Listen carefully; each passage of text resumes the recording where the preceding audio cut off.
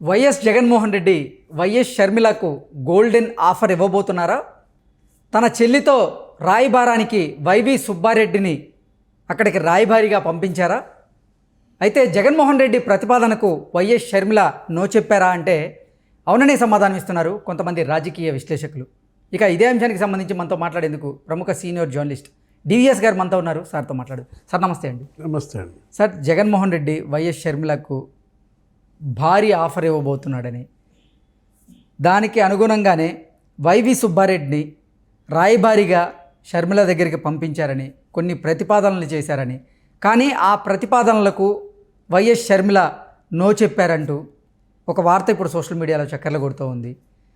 జగన్మోహన్ రెడ్డి ఇప్పుడు కష్టాల్లో ఉంటే మీరు రాయబారిగా నా దగ్గరికి వచ్చారు, జగన్మోహన్ రెడ్డి కష్టాలను నా దగ్గర చెప్తున్నారు, మరి నేను కష్టాల్లో ఉన్నప్పుడు మీరు రాయబారిగా జగన్మోహన్ రెడ్డి గారికి ఎందుకు వివరించలేదు అంటూ వైవి సుబ్బారెడ్డి మీద ఆవిడ కొంచెం సీరియస్ అయ్యారు అంటూ కూడా ఒక వార్త బయటకు వచ్చిన నేపథ్యంలో ఏంటి సార్, నిజంగా తెర వెనక ఏం జరుగుతోంది ఈ అంశంలో అంటే ఏం చెప్తారు?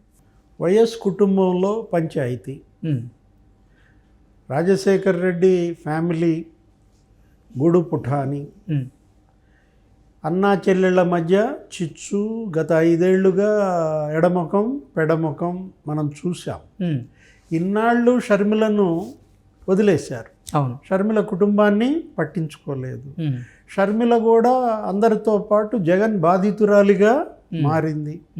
తల్లేమో విజయమ్మ అటు కొడుక్కి చెప్పలేక ఇటు కూతుర్ని ఒప్పించలేక ఆమె సతమతం అయ్యారు, ఇబ్బందుల్లో పడ్డారు.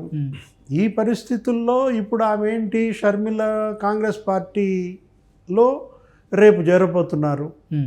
ఢిల్లీ వెళ్ళి రాహుల్ సమక్షంలో, సోనియా సమక్షంలో ఆమె 3 రంగుల కండువా మళ్ళా కప్పించుకుంటున్నారు. ఆంధ్రప్రదేశ్ కాంగ్రెస్ బాధ్యతలు కూడా ఆమెకే అప్పచెబుతారు. ఏదో ఒప్పందం రాజ్యసభకు పంపించేటట్టు, లేదు కడప లోక్సభకి రేపు కాంగ్రెస్ అభ్యర్థిగా షర్మిలే బరిలో దిగుతున్నారు. ఇలా మనం చూసాం కథనాలు, రాజకీయ వదంతులో. మొత్తానికి మనకి నిప్పులేందే పగ రాదు కదా. ఇప్పుడు కడప ఎంపీ సీటుకి భారతీరెడ్డే వైసీపీ క్యాండిడేట్గా వేయబోతున్నారని, అవినాష్ రెడ్డిని కూడా ఆగమని భారతిరెడ్డి కంటెస్ట్ చేస్తారని ఒక ఇది నడిచింది. అవును, అంటే షర్మిల గారు కనుక ఒకవేళ కడప ఎంపీగా పోటీ చేస్తే ఆమెపై పోటీకి వైఎస్ భారతిరెడ్డి సిద్ధమవుతున్నారు. వైఎస్ఆర్సీపీ నుంచి కడప ఎంపీగా వైఎస్ భారతిరెడ్డి పోటీ చేయబోతున్నారంటూ కూడా గతంలో కొన్ని వార్తలు వచ్చినాయి. కాదు, అది రివర్స్. భారతిరెడ్డే ఎంపీగా వేయబోతున్నారు. ఓకే, భారతిరెడ్డి ఎంపీగా వేయబోతున్నారని ఇప్పుడు షర్మిల కాంగ్రెస్ తరపున వేస్తోంది. ఓకే, షర్మిల కాంగ్రెస్ తరపున దిగితే నేను ఎందుకని చెప్పి భారతిరెడ్డి సర్దుకున్నట్టు తట్టాబుట్ట. ఓకే, మళ్ళీ అవినాష్ రెడ్డినో ఎవరో ఒకరిని ఇచ్చేసుకోమని ఇప్పుడు షర్మిలతో రాయబారానికి వైవి సుబ్బారెడ్డిని పంపించినట్టు. ఓకే, ఇది మనకి ఇప్పుడు ఇవాళ మన కబురు ఏంటి, సుబ్బారెడ్డి వెళ్ళి అమ్మ ఇదంతా మన కుటుంబం మరి నువ్వు ఇలా చేయకూడదు కదా, అన్న ఇలా అంటున్నాడు అని చెబితే ఇప్పుడేంటి కొత్తగా నన్ను మన కుటుంబం అంటున్నారు. నేను మన కుటుంబంలో మనిషిని కాదనే కదా గత 5 ఏళ్లుగా నన్ను వదిలేసింది, నన్ను పట్టించుకోంది నా కష్టాల గురించి. ఇప్పుడు నేను ఆ రాజశేఖర్ రెడ్డి వారసత్వ దీంట్లో నేను మరి కూతురునే కదా, నాకు ఆస్తుల పంపిణీలో అన్యాయం, రాజకీయ వారసత్వం పంపిణీలో అన్యాయం. నేను కష్టపడ్డాను కదా పార్టీ కోసం. నేను కూడా 3000 కిలోమీటర్లు పాదయాత్ర చేశాను. అన్న జైల్లో ఉంటే నేను పాదయాత్ర చేసి నేను నడిచి మరి 18 ఉప ఎన్నికల్లో 15 ఉప ఎన్నికలు గెలిపించాను. మరి నాకేం దక్కింది? కడప లోక్సభ ఇచ్చారా? లేదు వైసీపీ రాజ్యసభ పరిమళనత్వానికి ఇచ్చారే, మరి నాకు ఇవ్వకూడదా? అంటే చెల్లికి రాజ్యసభను పంపితే తప్పేంటి? ఇప్పుడు రాజశేఖర రెడ్డి ఇలా చేయలేదు కదా. రాజశేఖర రెడ్డి లోక్సభకి వెళ్తే తమ్ముడు వివేకానంద రెడ్డికి అసెంబ్లీ పంపాడు. తను పులివెందుల అసెంబ్లీకి వస్తే తమ్ముడు వివేకానంద రెడ్డిని కడప లోక్సభకు పంపాడు. ఆ అన్నదమ్ములు అలా ఉన్నప్పుడు ఈ చెల్లిగా నాకేం చేశాడు అనేది ఆమె ప్రశ్న. సహేతుకమైనదే కదా, రీజన్ ఉంది కదా దాంట్లో. షర్మిల అడిగేదాంట్లో తప్పేముంది? ఇప్పుడు సుబ్బారెడ్డి రాయబారం వెళ్ళడము ధర్మమే, కాదనం. ఏంటి ధర్మం చెప్పమ్మా? అన్న కదా అధికారంలో ఉంది, చెల్లిగా మరి నువ్వు అన్న అధికారానికి గండి కొట్టకూడదు అని బాబాయ్ వెళ్ళాడు. ఓకే, ధర్మం గురించి మాట్లాడుతున్నావు, మరి చెల్లిని చూడాల్సిన ధర్మం అన్నదే కదా. చెల్లికి ఇంటికి పిలిచి చీర సారే పట్టడం అనేది అన్న ధర్మం కదా. మరి పెట్టాడా? నా చీర ఏది, నా సారే ఏది అని అడుగుతోంది. ఆమె అడిగే చీర సారే ఏంటి? కడప లోక్సభ లేకపోతే రాజ్యసభ. అక్కడ అన్న ధర్మం పాటించినప్పుడు ఇక్కడ చెల్లి ధర్మం ఎందుకు పాటిస్తుంది? ధర్మం ఎవరికైనా ధర్మమే కదా. ఇప్పుడు అన్న ధర్మం అన్న పాటించాడా అని అడిగింది, పాటించలేదు. కాబట్టి చెల్లిగా నా ధర్మం నేను నిర్వర్తిస్తాను, నా మానాన్ని నన్ను బతకనియండి అంటోంది. నా జోలికి రావద్దు అని చెప్పి సమాధానం చెప్పినట్లుగా షర్మిల మనం విన్నాం. నా మానాన నన్ను బతకనివ్వండి అనే కోరిక కూడా కొంచెం మరి కష్టమే. ఎందుకని వివేకానంద రెడ్డి చూసాం కదా, బాబాయ్ని బాబాయ్ మా నాన్న బతకనిచ్చారా?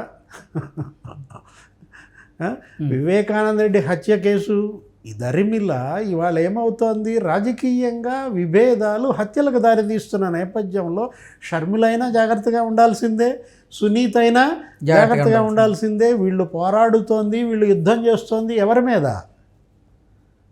మామూలు వ్యక్తులతో కాదన్నమాట. ఇప్పుడు బ్రదర్ అనిల్ కుమార్ మీరు చూశారు, చాలా విభేదాలు వచ్చేసాయి.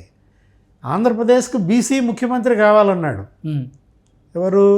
బ్రదర్ అనిల్ కుమార్ విశాఖ క్రైస్తవ మిషనరీస్ అక్కడికి వెళ్ళినప్పుడు. మా బావమరిది నాకే 2.5 ఏళ్ళు అయిందన్నాడు.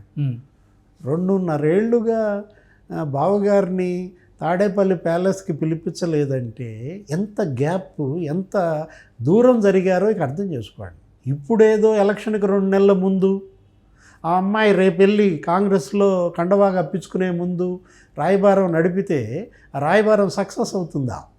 ఇప్పుడు సుబ్బారెడ్డి ఏంటి, అతని ధర్మం అతను నిర్వహించాడు. అయినను పోయి రావాలే హస్తినకు. మళ్ళీ నేను వెళ్ళకపోతే ఎక్కడ కోపం వచ్చుద్దో జగన్ రెడ్డికి. రేపు పొద్దున ఆయనకు లోక్సభ ఒంగోలు ఇస్తాడంటున్నారు. మళ్ళీ ఇచ్చే ఒంగోలు లోక్సభ చీటీ ఎక్కడ చూస్తాడో అని సుబ్బారెడ్డి ఎల్లుండొచ్చు రాయబారంగా. ఇప్పుడు ఒంగోలు లోక్సభ ఏమవుతుంది? మాగుంటకి ఇవ్వాలా సుబ్బారెడ్డికి ఇవ్వాలా అంటే మాగుంటకి ఇవ్వమని బాలినేని శ్రీనివాసరెడ్డి పట్టుబడుతున్నాడు.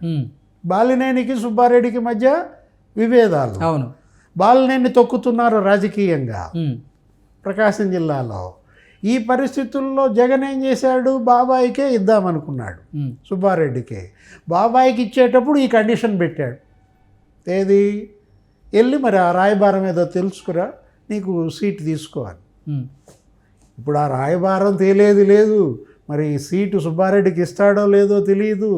మొత్తానికి సుబ్బారెడ్డి పరిస్థితి మాత్రం ముందు నుయ్యి వెనక గొయ్యే. ఇందాక మనం అనుకున్నట్టు అటు షర్మిలకి చెప్పలేడు, ఇటు జగన్మోహన్ రెడ్డిని కూడా ఒప్పించలేడు. ఈ పరిస్థితుల్లో ఏం చేస్తాడు? ఏదో విధంగా కాలం నడిచిపోతే చాలు, ఒంగోలు ఎంపీ అయిపోయి నేను కూడా లోక్సభకి వెళ్తే చాలు అనేది లోక్సభ. ఆ రాజకీయం అన్నమాట. సుబ్బారెడ్డి రాజకీయం సుబ్బారెడ్డి ఆడుతున్నాడు. జగన్ రెడ్డి, భారతీ రెడ్డి, తాడేపల్లి ప్యాలెస్ రాజకీయం దాని రకంగా జరుగుతోంది. ఇప్పుడు షర్మిలదేంటి? జీవన్ మరణ సమస్య.